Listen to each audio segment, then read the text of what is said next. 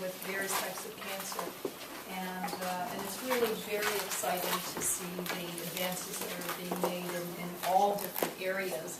You know, one area occurs, the sensitization to various things, the hormones and changes during or non-invasive. This is what we mean, non-invasive. In the press lately about ductal carcinoma in situ, that we may overdiagnose it or overtreat it, that people are. And that's where today, direction in women and getting older. Those are the two major risk factors for developing breast cancer. And that gene mutation makes anyone who inherited that mutation at a much, much higher risk than that 1 in 8.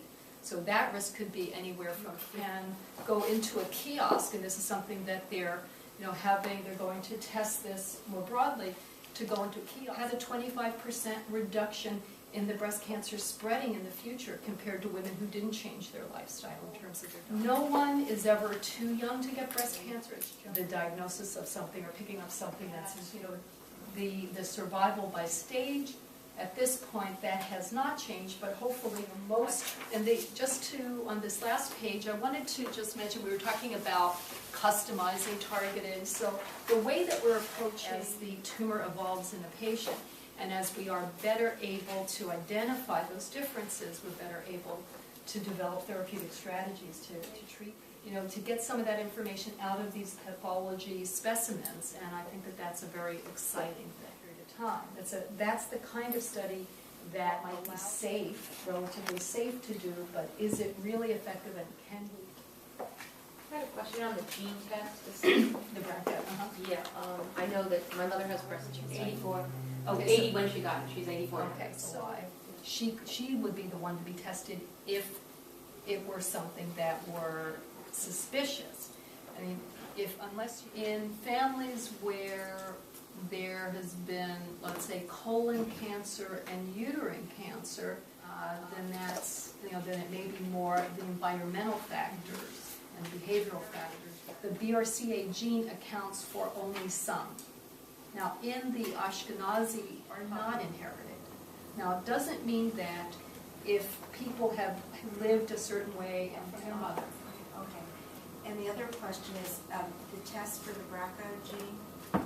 Why is it so? What is the test? What does it involve that makes it so? Are all in the correct order, or are there some missing, or are there some that are transposed in the wrong mutation? Where we know that there are populations that is targeting a specific gene called the HER2 new gene.